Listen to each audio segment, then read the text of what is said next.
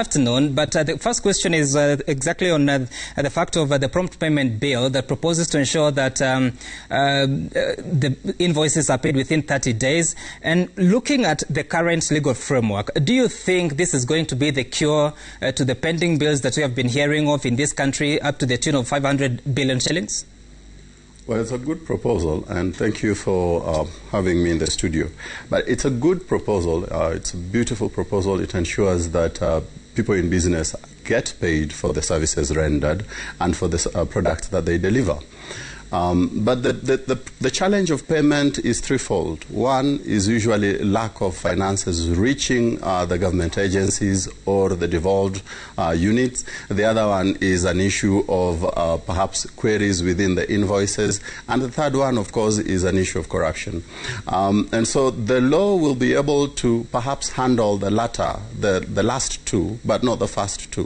Mm-hmm. What happens if monies do not reach the county governments in time, which is a very common song you hear in the county government, that they have not received disbursements from national government or from the national treasury. What happens when those resources are not there and the law tells you that you have to pay? And so that essentially simply means that we are putting accountants at the county level in trouble, mm-hmm. because on one hand they are obliged by law to pay, on the other hand they do not have resources to obey the law. Mm-hmm. And what would you say to that proposal of the 7-year tax holiday for businesses established by young people? Of course, you know that there are several businesses being conducted by different people, but not necessarily registered in the system of tax collection. What would that mean for the tax collector? Because he's been working towards increasing more money that is actually needed to develop the country and also pay for recurrent expenditure. Would it hurt, or would the losses or the cost be higher than the benefit? Well, first of all, that's a very beautiful proposal. In fact, I think I am one of the people who had proposed that we need to consider giving a holiday to the youth that are starting up in business. Let me perhaps then just highlight mm-hmm. What the problem it is with the young people who are going into business. The problems are usually threefold. One is the issue of financing. They do not have enough sources of financing. So you have a brilliant idea, and even some of the innovation that you can come across at iHub in Nairobi are brilliant ideas, but you do not have financing for these ideas.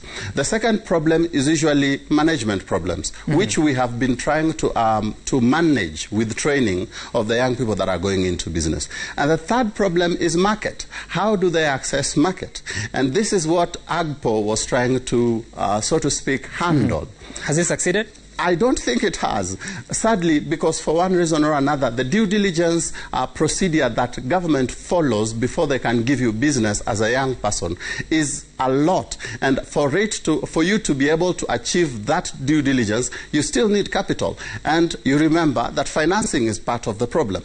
And so now this proposal in the BBI for 7-year holiday, fiscal holiday, is good, but it doesn't really attack the three problems that we have outlined mm-hmm. and identified that are slowing down the issues affecting young people. Okay. On the other hand, before you let me go on that, I want to mention that there is a problem usually when you have a blanket rule, a fiscal holiday for anybody that is starting business mm-hmm. For the next 7 years, as long as they are under 35. The challenge with that is that inakuwa mtego on the road that gets the people who are involved and mm-hmm. the people who are not involved. Right. And so there are people who do not deserve this tax holiday that are making millions and millions of shillings, right. which will benefit from it. And so for this reason, I think we might need to revisit that conversation. Right, and of course we'll revisit it, including the fact that we hear that the life cycle of an MSME